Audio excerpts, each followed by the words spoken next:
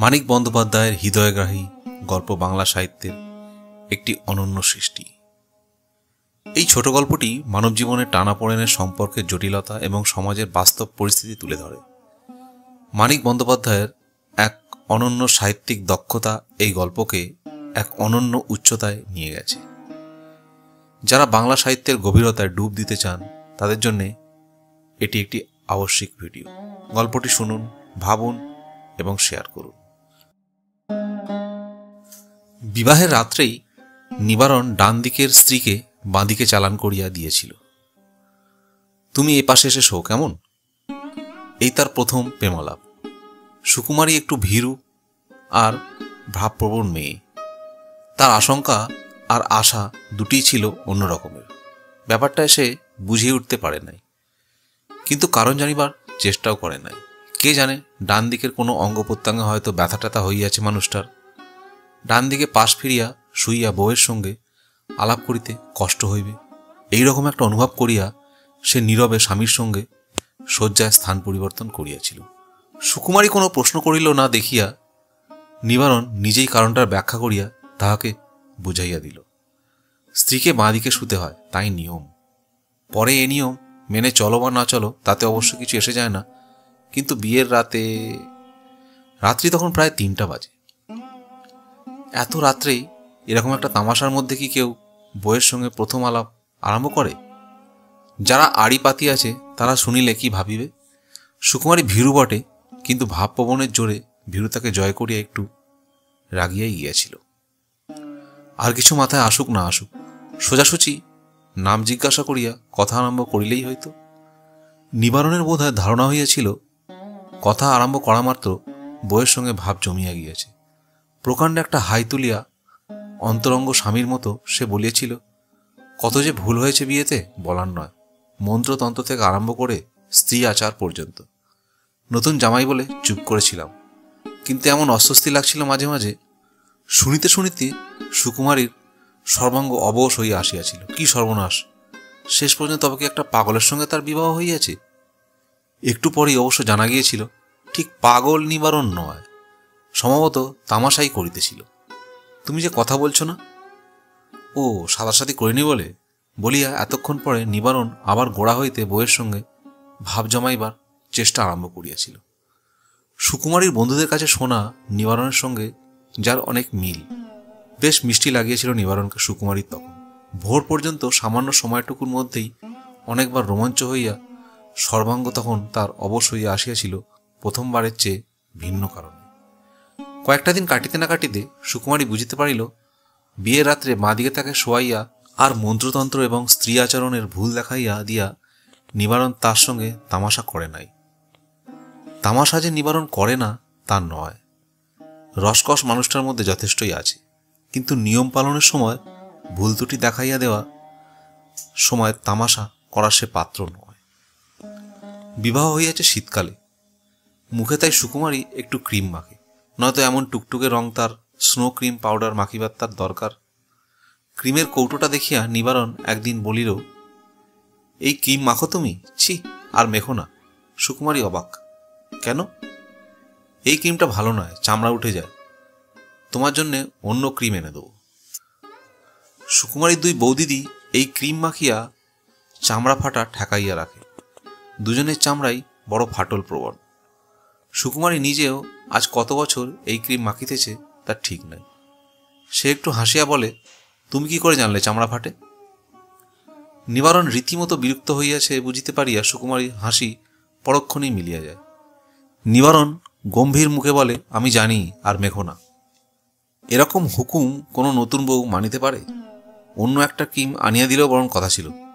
বিকেলবেলা সুকুমারীর মুখে একটু ক্রিম মাখিয়েছে, তারপরে কতবার যে আঁচল দিয়ে মুখ মুছিয়াছে হিসেব না। রাত্রি 8টার সময় বাড়ি ফিরিয়া নিবারণ যে কি করিয়া টের পাইয়া গেল ক্রিম মেখেছ যে। নিবারণের মুখ দেখিয়া সুকুমারীর মুখ শুকাইয়া এতটুকু হইয়া গিয়েছিল। ঢোক গিলে সে বলে, এমন চরচর করছিল? চরচর করবে বলেই তো মাখতে বারণ করেছি, এবার থেকে এই ক্রিম মেখো। পকেট হইতে নিবারণ নতুন ক্রিমটি বাহির করিয়া দেয়। হাতে নিয়া নাড়িয়া চাড়িয়া সুকুমারী হিসাবে না কাঁদিবে ভাবিয়া পায় না। এই ক্রিম মাখব? এ কি মেয়েরা মাকে? এ তো ব্যাটা ছেলেদের দাড়ি কামিয়ে মাখবার ক্রিম। নিবারণ জাঁকিয়ে বসিয়ে বলে, এটা তো আনলাম, দাড়ি কামিয়ে লোকে ক্রিম মাখে কেন? চামড়া চচ্চর করবে না বলে তো। কামানোর পর ক্রিমে চচ্চর করে না, এমনি লাগলে তো তোমার আর বেশি চচ্চর করবে। সেদিন হতে সুকুমারীর ক্রিম মাখা বন্ধ হইয়াছে।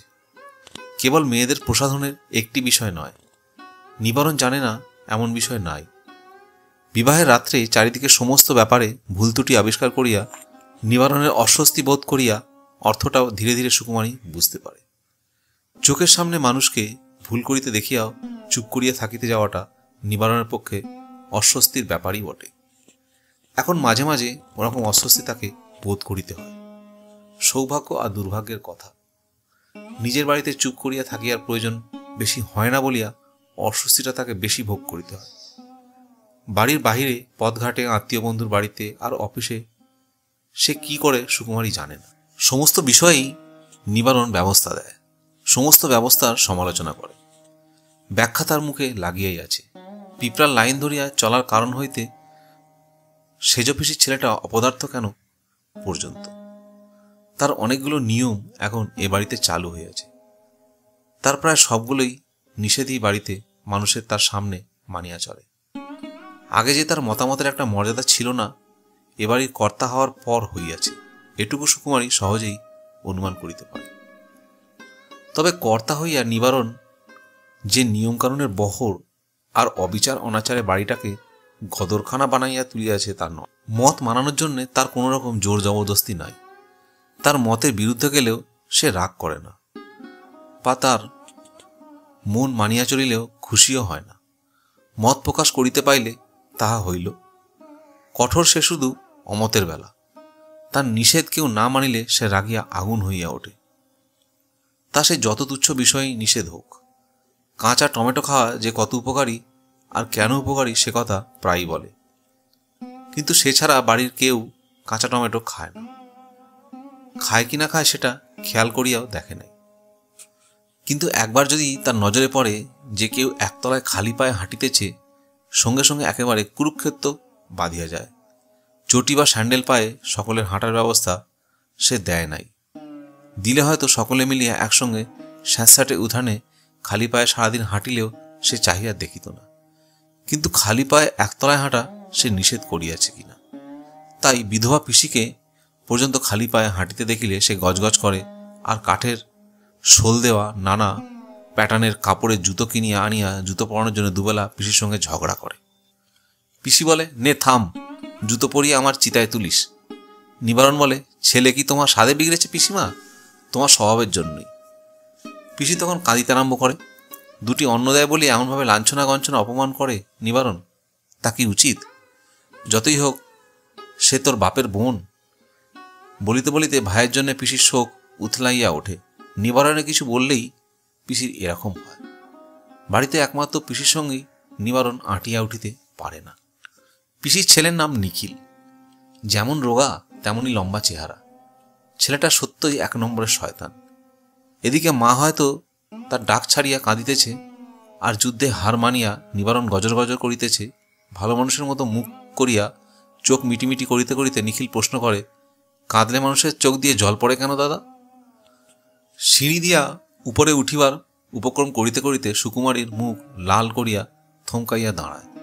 ভাবে উদ্ধত গোয়ার ছেলেটার এমন একটা খোঁচা দেওয়ার ফাজলামিতে কি রাগটাই না জানি নিবারণ করিবে। হয়তো দূর করিয়া তাড়াইয়া দিবে বাড়ি হইতে। কিন্তু পরক্ষণে নিবারণের ব্যাখ্যা তার কানে আসে। বাপের বাড়ির জন্য মন কেমন করিয়া কাঁদায় একদিন তাকে ব্যাখ্যা শুনিতে হইয়াছিল। চাহিয়া দেখিতে পায় দু হাতে পিছন দিয়া একটু সামনের দিকে ঝুঁকিয়া নিবারণ পাড়িচাড়ি আরম্ভ করিয়াছে। কিছুক্ষণ পরে উপরে গিয়া নিবারণ নিজেই বলে, বড় বজ্জাত হয়েছে নিখিলটা। কিরকম অপমানটা করলো আমায় দেখলে? অপমান জ্ঞান তোমার আছে? সুকুমারীর বড় রাগ হইয়াছিল। কি বললে বলিয়া রাগ করিয়া কাছে আসিয়া নিবারণ অন্যমনা হইয়া যায়। ততক্ষণে সুকুমারী মাথা নিচু করিয়াছিল। মুখ তুলিয়া চাহিবা মাত্র নিবারণ ব্যস্ত হইয়া বলল, তোমার জ্বর হয়েছে? না, জ্বর হতে যাবে কেন? তোমার নিশ্চয়ই জ্বর আসছে। এবেলা ভাত খেও না। স্নেহ করিয়াই নিবারণ তাকে ভাত খাইতে বারণ করে। চিন্তিত মুখে সহানুভূতি ভরা কোমল গলায়। অন্য সময় হয়তো সুকুমারী গলিয়ে যাইত, এখন ব্যঙ্গ করিয়া জিজ্ঞেস করে, কি করে জানলে আমার জ্বর এসছে? মুখ দেখে? নিবারণ গম্ভীর হইয়া যায়। আমি জানি। ছাই জানো তুমি? রাগটাগ হলে আমার মুখ এরকম লাল দেখায়, সবারই দেখায়। থার্মোমিটার দিয়ে দেখো, এক ফোঁটা জ্বর যদি ওঠে। সব জ্বর থার্মোমিটারে ওঠে না। যাই হোক, এবেলা ভাত খেও না। ছুটির দিন সকালবেলার ঘটনা। সবে চাটা খাওয়া হইয়াছে, ভাত খাইতে তখন অনেক দেরি। তবু সুকুমারীর মনে হয় সে কতকাল খায় নাই। তখন তখন শুধু ঝাল কেন, একটা তরকারি দিয়া দুটি ভাত খাইতে পারিলে বড় ভালো হইত। এখনও দেহ মনে স্বামীর গতরাত্রের আদরের স্বাদ লাগিয়া আছে। এর মধ্যে স্বামীর নিষেধ ভাঙা স্বাদ পাওয়ার জন্যে একরকম ছটফটানি জাগার মতো রাগ হওয়া কি তার উচিত? ঠিক রাগ কিনা সুকুমারীর বুঝিয়া উঠিতে পারে না। কেমন একটা ঝাঁঝালো বিষাদ। দিন আরম্ভ হওয়ার সঙ্গে সঙ্গে অন্য দিনও এটা সে অনুভব করিয়াছে। আজ তো নয় কেবল। এবেলা তাকে ভাত খাইতে বারণ করিয়া নিবারণ বাজারে গিয়েছে।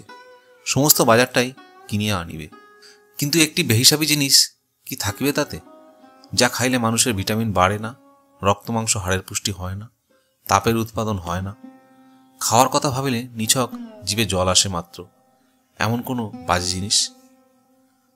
সকালবেলা এখন সংসারে কত কাজ, ঘরে বসিয়া থাকা উচিত নয় জানে, তবু ভাত খাইতে বারণ করায় রাগে ঘরেই সুকুমারী বসিয়া থাকে। বাজার আসার 5 মিনিট পরে আসে ছোট ননদ পল্টু। বিবাহের 1 বছরের মধ্যে পল্টুর সন্তান সম্ভাবনা ঘটিয়াছে। পল্টুর ধারণা এ জগৎ এমন কেলেঙ্কারি আর কোনো মেয়ের অদৃষ্টে জোটে নাই। দাদা যেন কি ছি বলিয়া লজ্জায় প্রায় মূর্ছা গিয়া সে বৌদিদির গায়ের উপর ঢলিয়া পড়ার উপক্রম করে। এক গাদা কত কি সব কিনে এনেছে, বলছে আমার জন্য এনেছে। আমার খেতে ভালো লাগবে? এ অবস্থায় আমাদের নাকি অরুচি হয়। চোখ বুজিয়া থাকিয়াই পল্টু একেবারে শিহরিয়া ওঠে। সুকুমারী ভাবে, তবু তো আনিয়াছে, তাই বা কম কি? কাজের ছেলে বাজার দেখিতে নিচে গিয়া বাহিরের ঘরে হইতে নিবারণের গলা তার কানে ভাসিয়া আসে। খবরের কাগজে কেন্দ্র করিয়া পাড়ার কয়েকজন ভদ্রলোকের কাছে রাজনীতির বক্তৃতা হইতেছে। কথা শুনিলে মনে হয় সব যেন তার কাছে অপগণ্ড শিশু। ভিতরের দিকে জানলার পর্দা একটু ফাঁক করিয়া সুকুমারী একবার উঁকি মারে। মুচকি হাসি খুঁজিয়া বাহির করিবার জন্য সকলের মুখের দিকে তাকায়। সকলেই চা পানে ব্যস্ত। নিজেদের মধ্যে আলাপ আলোচনা তাদের নির্বিবাদে চলিতেছে। 1 বছরের মধ্যে ইউরোপের অবস্থা যে কি দাঁড়াইবে ব্যাখ্যা করিতে করিতে নিবারণ যেন কেমন করিয়া ভারতের প্রাচীন ইতিহাসে চলিয়া গিয়েছিল।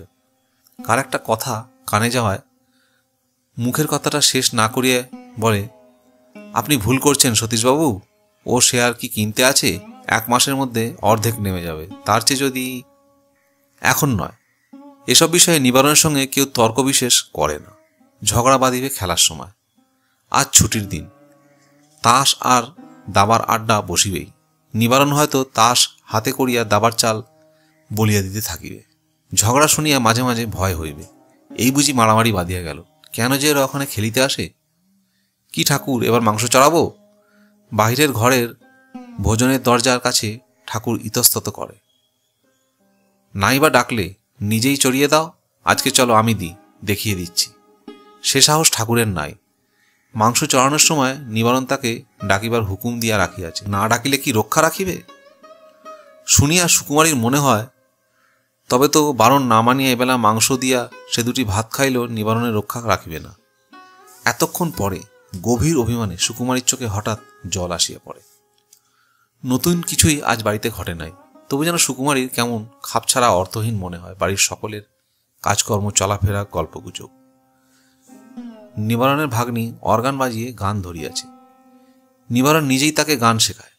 সুকুমারী নিজেও ভালো গান জানে। ভাগ্নির ভুল সুর শুনিতে শুনিতে তার হতাশা মেশানো এমন একটা উৎকট কষ্ট হয়। রান্নাঘরের দাওয়ায় বসিয়া নিবারণের মা একটি নাতিকে দুধ খাওয়াইতেছিল। ভাড়ার ঘরের পাশের ছোট ঘরটিতে বাড়ির অন্য মেয়েরা চানাচুর খাইতে খাইতে গল্প করিতেছে। ছেলেমেয়েরা হইচই করিয়া খেলা করিতেছে সারা বাড়িতে। এর মধ্যে কি খাপছাড়া, কি অর্থহীন। এত বড় একটা সংসারের দায়িত্ব যার ঘাড়ে, সেই লোকটা একটু খাপছাড়া বলিয়া কি তার এরকম মনে হয়? সঙ্গ ভালো না লাগায়, করার মতো কোনো বাজে কাজও তার হাতের কাছে না থাকায় সুকুমারী ঘরে গিয়া ব্লাউজ সেলাই করতে বসিল। ব্লাউজ দুটি নিবারণ ছাঁটিয়া দিয়েছে। গলার ছাঁট দেখিতে দেখিতে সুকুমারী ভাবে, এ ব্লাউজ পরিলে তো লোকে হাসবে না হাসবে না। বেলা প্রায় 3টের সময় সুকুমারীর দাদা পরমেশ আসিল। এই দাদাটির জন্য সুকুমারীর মনে যে কত গর্ব আছে বলিবার নয়। পরমেশ খ্যাতনামা অধ্যাপক, এই বয়সী কলেজের ছেলেদের জন্য 2খানা বই পর্যন্ত লিখিয়া ফেলিয়াছে। তার ডিগ্রিগুলো উচ্চারণ করিবার সময় আহ্লাদের সুকুমারীর জিভ জড়াইয়া আসে। খানিক দুধ বার্লি গিলিয়া সুকুমারী বিছানায় পড়িয়াছিল। ততক্ষণে তার নিজের মনেও সন্দেহ জন্মিয়া গিয়েছে। থার্মোমিটার ধরা পড়ে না এমন জ্বর হয়তো সত্য সত্যি তার হইয়াছে।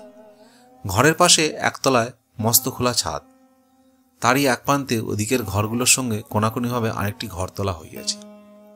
নিবারণ গিয়ে মিস্ত্রিদের কাছে কাজ দেখাইয়া দিতেছিল, আর শুইয়া শুইয়া জানলা দিয়া সুকুমারী তাই দেখিতেছিল।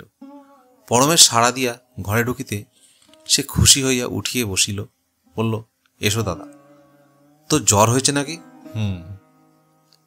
পরমেশ বসিয়া বলিল, নিবারণ কই? সুকুমারী আঙুল বাড়াইয়া দেখাইয়া দিল। একজন মিস্ত্রি তখন কাজ বন্ধ করিয়া নিবারণের মুখের সামনে দাঁড়াইয়াছে। বোধ হয় সর্দার মিস্ত্রি। ঘরের মধ্যে ভাই বোন মুখ চাওয়াচাই করে, আর ওদিকে সর্দার মিস্ত্রি বলে, আপনি যদি সব জানেন বাবু, তবে আমাদের কাজ করতে ডেকেছেন কেন? সুকুমারী চাপা গলায় বললে, শিগগিরই ডাকো দাদা, এক্ষুনি হয়তো মেরে বসবে। নিবারণ কি করিত বলা যায় না। পরমেশের ডাক শুনিয়া মুখ ফিরাইয়া চাহিল। তারপর মিস্ত্রিকে বলল, তোমাদের আজ আর কাজ করতে হবে না, নিচে যাও, তোমাদের পাওনা দিয়ে দিচ্ছি বলিয়া গটগট করে ঘরে চলিয়া আসিল। তারপর সাধারণ কুশল প্রশ্নের অবসরও তাদের হয় না। শালা ভগ্নিপতিতে তর্ক শুরু হইয়া যায়। পরমেশ বলে, ওরা সব ছোট লোক, ওদের সঙ্গে কি ঝগড়া মারামারি করতে আছে হে? নিবারণ আশ্চর্য হইয়া বলে, ছোট লোক? ছোট লোক হবে কেন ওরা? এই তো দোষ আপনাদের, যারা খেটে খায় তাদেরই ছোট লোক ধরে নেন। অকারণে খোঁচা খাইয়া পরমেশ একটু চটিয়া বলে, ও, তোমার বুঝি ওসব মতবাদ আছে? কিন্তু তুমিও তো বাবু, সামান্য একটা কথা সইতে না পেরে বেচারাদের তাড়িয়ে দিলে। নিবারণ একটু অবহেলায় হাসিয়া বলে, তাড়িয়া দিলাম কি ওরা ছোট লোক বলে? এইখানেই তো মুশকিল আপনাদের নিয়ে। বই পড়ে পড়ে সহজ বিচার বুদ্ধিও আপনাদের লোপ পেয়ে গেছে। ঘর তুলব আমি যেরকম বলবো সেরকম ওরা যদি কাজ না করে তাহলে চলবে কেন? তাই ওদের বিদায় করে দিলাম। ওরা ছোট লোক বলে নয়। আজ প্রথম নয়, আগেও কয়েকবার দুজনে তুমুল তর্ক হইয়া গিয়েছে। শেষ পর্যন্ত গড়াইয়াছে প্রায় রাগারাগিতে। তর্কটা অবশ্য আরম্ভ করেন নিবারণ। বিজ্ঞানের কোনো একটা বিষয়ে সম্পূর্ণ নিজস্ব একটা অভিমত, প্রশ্ন বা সন্দেহের মধ্যে ব্যক্ত করিয়া পরমেশের মুখ খুলিয়া দেয়। প্রথমে পরমেশ পরম ধৈর্যের সঙ্গে তাকে বুঝাইবার চেষ্টা করে, তারপর ধৈর্যহারা হইয়া চেষ্টা করে আত্মপক্ষ সমর্থনের, তার উপরে চটিয়া গিয়া আরম্ভ করে আক্রমণ। আজ নিবারণের খোঁচা খাইয়া প্রথমেই তাকে চটিয়া উঠিতে দেখিয়া সুকুমারী চট করিয়া ঘরের বাইরে গিয়ে ডাকে, দাদা, একবার শোনো, শিগগিরই শুনে যাও। পরমেশ কাছে গেলে ফিসফিস করিয়া বলে, তোমার কি মাথা খারাপ হয়েছে? ওর সঙ্গে তর্ক করো কেন? যাই বলুক হেসে উড়িয়ে দিতে পারো না? শুনিয়া আজ পরমেশের হঠাৎ প্রথম খেয়াল হয় যে তাই তো বটে, নিবারণের সঙ্গে সে তর্ক করে কেন? নিবারণ ছেলে মানুষই করে বলিয়াও সেও ছেলে মানুষ হইয়া যায় কেন? তারপর দুজনে ঘরে ফিরিয়া যায়। সে কথায় এ কথায় কিছুক্ষণ কাটিয়া যায়। কোথা হইতে একটুকরো মেঘ আসিয়া বাহিরের রোদটুকু মুছিয়া দিয়া যায়। ভাষা আলগা মেঘ একটু পরেই সরিয়া যাইবে। আচ্ছা, আপনারা যে বলেন লাইটের চেয়ে বেশি স্পিড আরও কোনো কিছুর হতে পারে না, তার কি প্রমাণ আছে? পরমেশ তাকায় সুকুমারীর মুখের দিকে। ঠোঁটের কোণায় মৃদু একটা হাসি দেখা দেয়। উদাস ভয়ে বলে, কে জানে। জবাব শুনিয়া একটু থতমত খাইয়া নিবারণ খানিকক্ষণ চুপ করিয়া থাকে। তারপর বলে, আমি বলছিলাম মানুষের স্পিড তো আরও বেশি হতে পারে। যাকগে সে কথা। আচ্ছা, গ্রহণের সময় দেখা গেছে তারার আলো সূর্যের পাশ দিয়ে আসবার সময় সূর্যের আকর্ষণে বেঁকে যায়। তাও আমি জানি না। ও বলিয়া নিবারণ এবার গম্ভীর হইয়া যায়। গম্ভীর্য তার বজায় থাকে যতক্ষণে সুকুমারীর মুখ শুকাইয়া গিয়েছে এবং পরমেশের দারুণ অস্বস্তি বোধ করিতে আরম্ভ করিয়া ভাবিতেছে তার রাগটা কমানোর জন্যে কি বলা যায়। কিন্তু গাম্ভীর্য নিবারণের আপনা হইতেই উবিয়া যায়। সহজভাবেই আবার সে কথাবার্তা আরম্ভ করে। আলগা মেঘটা উড়িয়া গিয়া আবার চারিদিকে রোদে ভরিয়ে যায়। সুকুমারীর মুখের বিষদের ছায়াটা কিন্তু সরিয়া যায় না। গম্ভীর হইয়া থাকাটা সে সব থেকে বেশি অপমানকর জানাইয়া নিবারণ গম্ভীর্য ত্যাগ করিল। তাতে সমস্ত বিষয়ে যেমন রাগ, দুঃখে, মানে, অভিমানের বেলাতেও কি তেমনটাই জানাটা নিবারণের কাছে বড়। এত যে ভালোবাসে তাকে নিবারণ, তার মধ্যেও জানাজানির প্রাধান্য কতখানি কে জানে।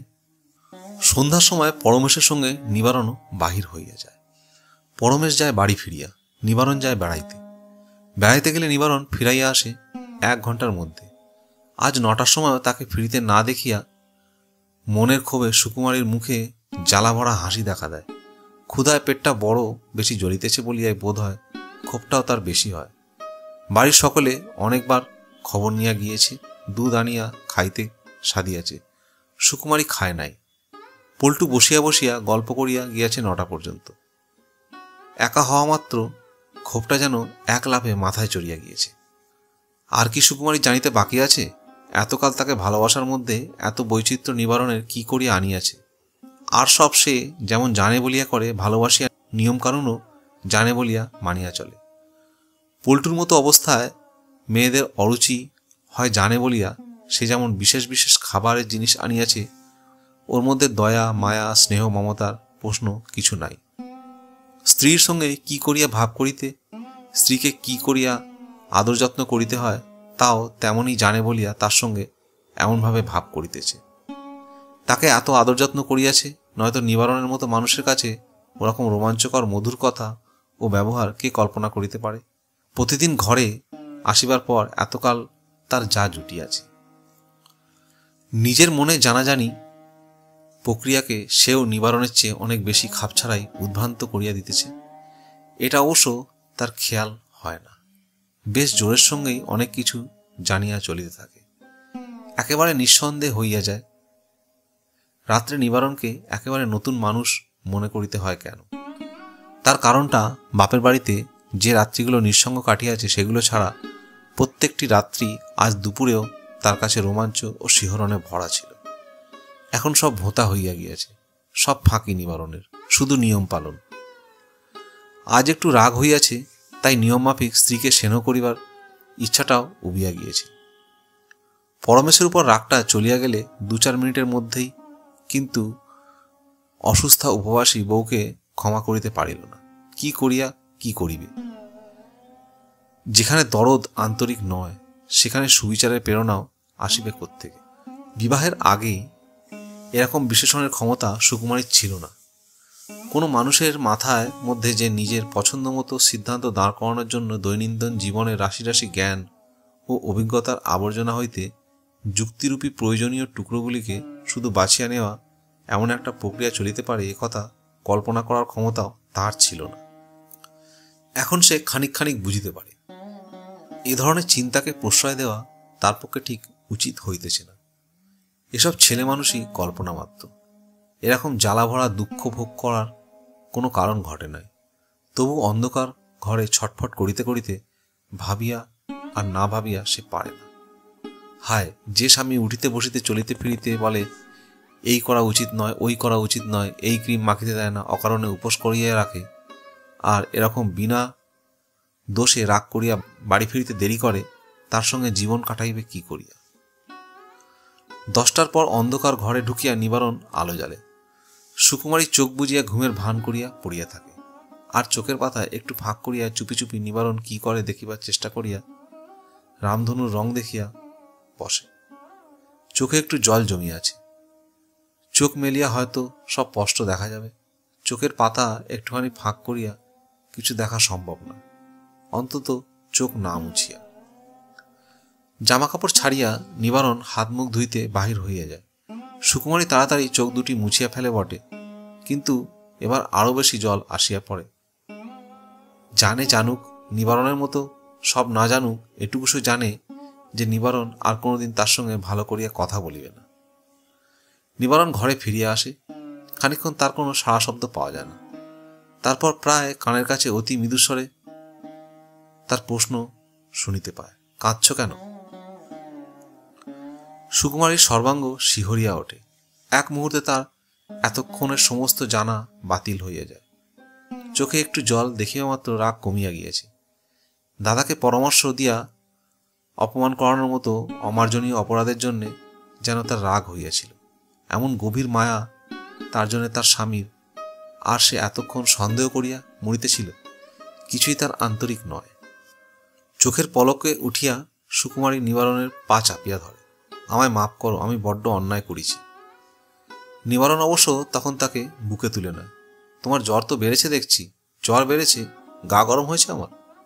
বেশ গরম হয়েছে, দাঁড়াও একবার থার্মোমিটার দিয়ে আসি। থার্মোমিটারে দেখা যায় সুকুমারীর সত্যিই জ্বর হইয়াছে, প্রায় 100-র কাছাকাছি। থার্মোমিটারটি রাখিয়া আসিয়া নিবারণ সুকুমারীর গায়ে আদর করিয়া হাত বুলাইয়া দেয়। সুকুমারী আরামে চোখ বোঝে। নিবারণ বলে, আমার সত্যি রাগ হয়েছিল। রাগ করে থাকতে পারলাম না কেন জানো? সুকুমারী নীরবে মাথাটা একটু নত করে, মনে মনে বলে, জানি আমায় ভালোবাসে বলে। আবার প্রায় কানের সঙ্গে মুখ লাগাইয়া অতি মৃদুস্বরে নিবারণ বলে, আজ জানতে পারলাম কি না তোমার খোকা হবে। জানা মাত্র সব রাগ কেমন যেন জল হয়ে গেল। ধীরে ধীরে চোখ মেলিয়া সুকুমারী বিস্ফোরিত চোখে স্বামীর মুখের দিকে চাহিয়া থাকে। জানা মাত্র সব রাগ জল হয়ে গেল, এই তবে নিবারণের ক্ষমা করিবার কারণ। যে খোকার মা হইবে তার গুরুতর অপরাধও ক্ষমা করিতে হয়। গায়ের চামড়া বড় চরচর করতে থাকে সুকুমারীর। যেখানে সেখানে নিবারণের হাত বুলোনো এতক্ষণে আরামের সীমা ছিল না। পেটে জ্বালা করিতে থাকে, মুখটা তিতো লাগে, মাথাটা ঘুরিতে থাকে। হঠাৎ সে কি করে, নিবারণকে দুহাতে ঠেলিয়া দিয়া ছুটিয়া খোলা ছাদে চলিয়া যায়। ক্ষীণ চাঁদের আলোয় মিস্ত্রিরা ঘরের যে গাঁথনি আরম্ভ করিয়াছিল অস্পষ্ট হইলেও তাহা দেখা যাইতেছিল। তবু সেই হাতখানেক উঁচু গাঁথনিতে হোঁচট খাইয়া সুকুমারী দড়াম করিয়া পড়িয়া যায়।